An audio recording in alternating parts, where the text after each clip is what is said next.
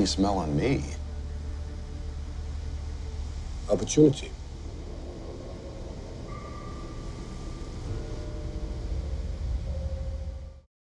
Hannibal's 10th instalment doubled down on the horror. The show without question falls into that genre, but this week it was even more apparent as we investigated this week's chilling crime scene alongside Will's continued mental decline.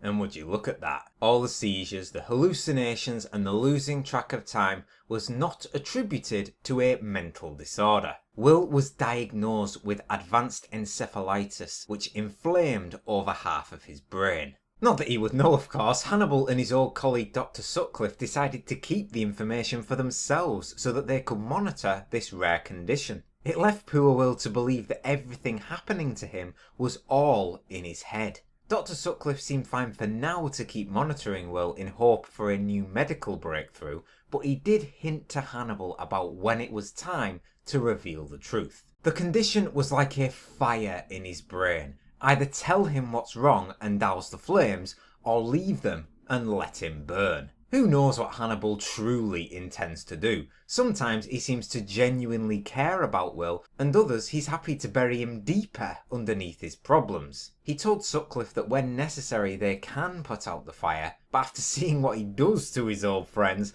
I wouldn't put a bet on that. That murder scene with Sutcliffe though, damn, it was as close to a decapitation as you could get. It was a little similar to this week's victim Beth LeBeau's death, who we'll talk about in a moment, but I guess for Hannibal's kills he likes to take things that one step further. And for the very first time we actually saw him fully kitted up in his kill suit. At least we know how he keeps himself in such an immaculate state after he savagely mutilates one of his victims, and I get the feeling it won't be the last time we'll be seeing Hannibal in that particular attire.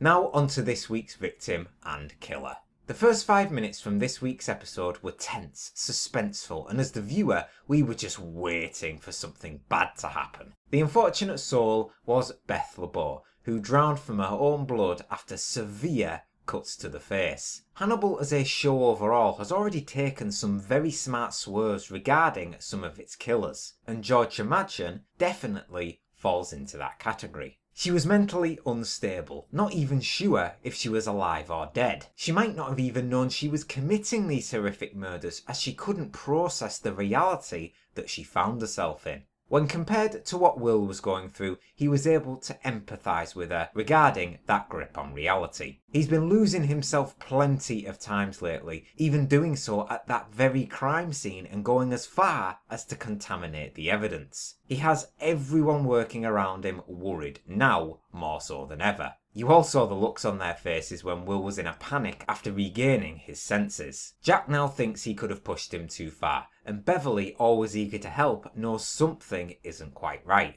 So let's hope that Will finds out the truth sooner or later before he does or thinks he does something that his mind might not be able to recover from. This killer can't accept her reality.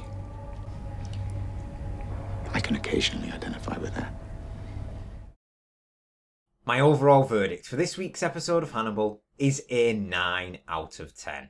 The horror aspect was shining throughout this week's instalment, as the disturbed but in the end sympathetic killer of Georgia Madchen helped everyone see that Will's mind just isn't where it should be. I mean, they know that already given what he does, but Jack sat beside him and listened to Georgia's mother go through the symptoms her daughter was suffering from, many which are similar to Will's. It reminded him of his responsibility and the disastrous fate that met his last protege. Maybe Jack will be a little more careful now when putting Will back out in the field, but you know for certain his eye is going to be fixed on Will whenever he is around him. Visuals wise, when we saw through Georgia's eyes, it was stunning. Seeing how she couldn't see Hannibal's face was a terrific visual effect, especially after that gruesome fate that met Dr. Sutcliffe shortly beforehand.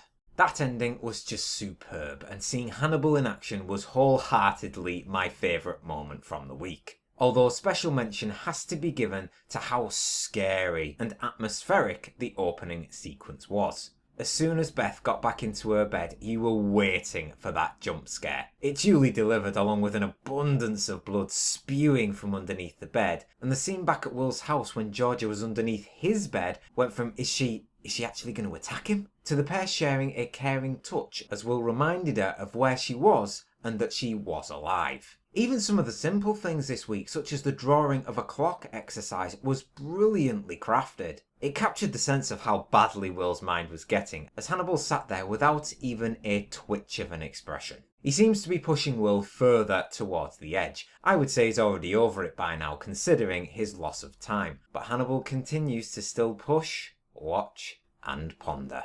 And his sense of smell, Jesus Christ, he actually smelt the encephalitis before it was even diagnosed. I mean, how can you do that? We know his sense of smell is already insane to begin with, but this is just scary. Dr. Sutcliffe was as impressed as I was by the sounds of things, but he didn't have long to bask in that, considering he was butchered a moment later. Overall, it was another enthralling episode, as there is now only 3 left to go. Is Will's mindset going to worsen and push him into action, or will he be able to recover from it? Well, this is Hannibal after all, so that answer should speak for itself. That'll about do it from me this week. What did you guys think about this episode, and do you agree that the horror was definitely amped up for this week's instalment? Let me know your thoughts down in the comments. And as always, thank you very much for watching. Please leave a like, comment and subscribe if you enjoyed the review. And I'll see you on the next one.